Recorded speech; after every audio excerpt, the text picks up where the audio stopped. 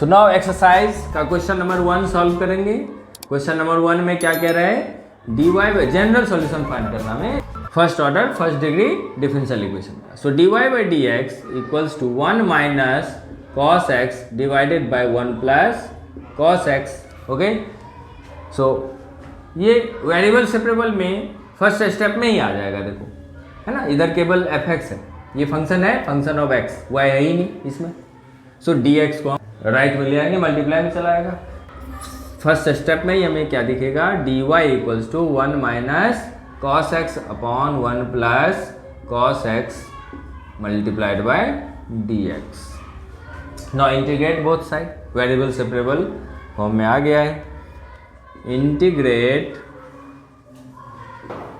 integrating both sides we get integral of dy equals to integral of 1 minus cos x divided by 1 plus cos x dx। So left side में देखो y आ जाएगा dy का integral, and right side में हमें क्या करना होगा, इसमें आइडेंटिटी लगानी होगी, trigonometric identity. 1 minus cos x को क्या लिखेंगे, 2 sin squared x by 2 divided by 1 plus cos x को 2 cos स्क्वायर्ड x बाई 2। 2 से 2 कैंसिल हो गया है ना, एंगल को भी मत काट देना है ना, एंगल नहीं करता ना, इंटू में थोड़ी है। Okay, so this implies y equals to integral sine square by cos square है ना, तो tan स्क्वायर एक्स बाय 2 आ गया। अच्छा, अब tan स्क्वायर को क्या करोगे, सेक में कन्वर्ट कर लोगे, फिर इसका इंटीग्रल इजीली आ जाएगा। So y equals to integral antiderivative easily आ जाएगा इसका। So sec square x by 2 minus 1 into D x भी है यहाँ पे। ओके, सो दिस इम्प्लाइज, नीचे लिख लेते हैं। So this implies y equals to sec square x by 2 का इंटीग्रल क्या आ जाएगा, tan x बाई 2। ओके, लेकिन x का जो कॉफिशिएंट है 1/2 वो डिवाइड में भी चला आता है। अब इसके डिवाइड में आएगा 1/2, डेट इज 2 चला जाएगा मल्टीप्लाई में। ओके, माइनस 1 का इंटीग्रल 1 dx का इंटीग्रल तो x आ जाएगा, और प्लस में c डाल। This is the solution of the given differential equation.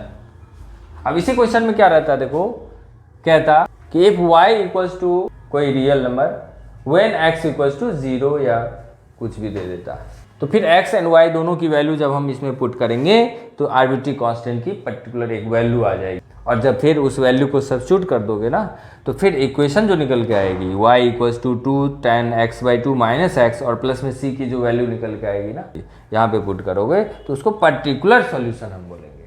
तो अभी जो निकल के आया क्या आया है, जनरल सॉल्यूशन।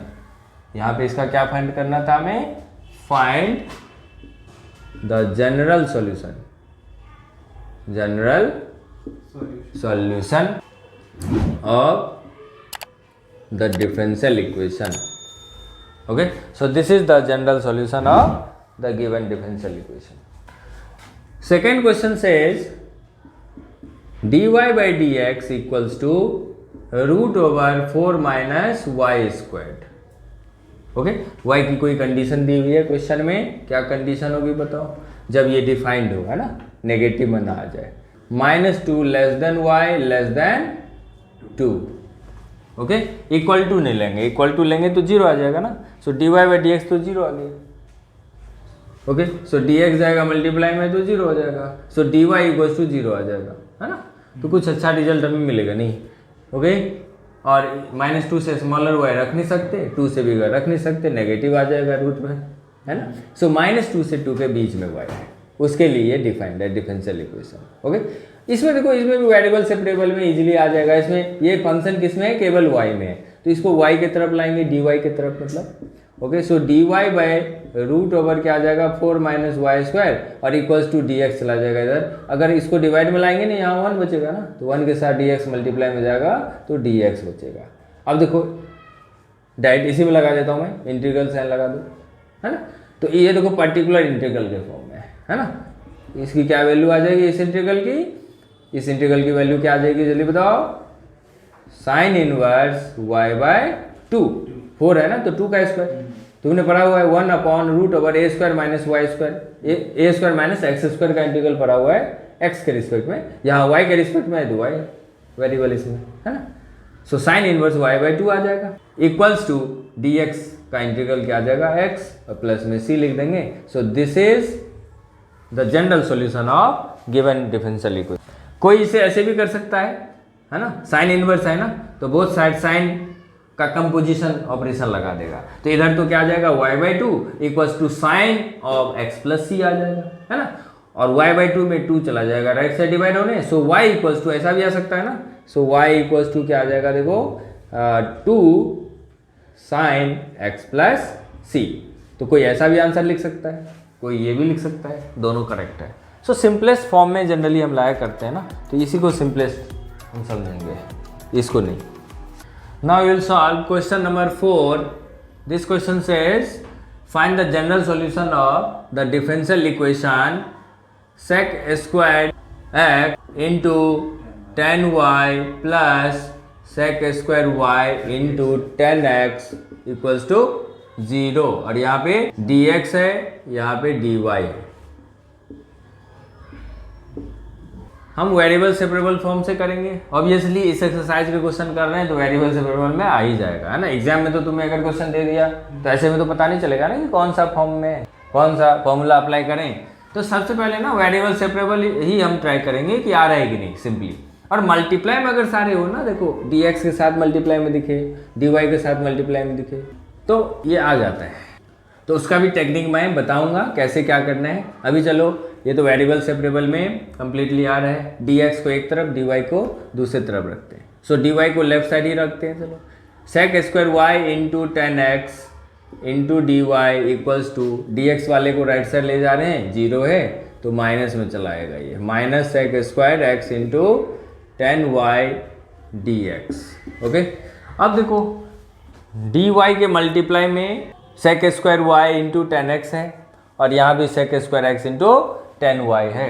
हम क्या करेंगे, x वाले को राइट साइड ले जाएंगे, y वाले को पकड़ पकड़ के लेफ्ट साइड ले आते हैं, x वाले को राइट साइड ले जाएंगे। So this implies sec square y D Y, y वाले को इधर ही रखना है, राइट साइड भी y वाला दिख रहा है, एक फैक्टर टेन वाई इसे भी ले आया हमने, डिवाइड में आएगा इधर लेफ्ट में, इक्वल्स टू माइनस साइन के साथ sec square x into D X तो राइट साइड में है ही, और लेफ्ट साइड से टेन एक्स जो मल्टीप्लाई में था लेफ्ट में, डिवाइड में चलाया राइट में ten x.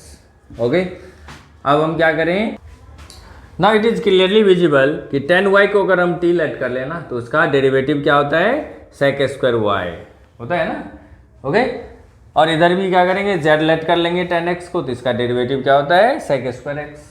Clear? Okay, so this implies क्या कर लेंगे, यहाँ पे लेट कर लेते हैं, लेट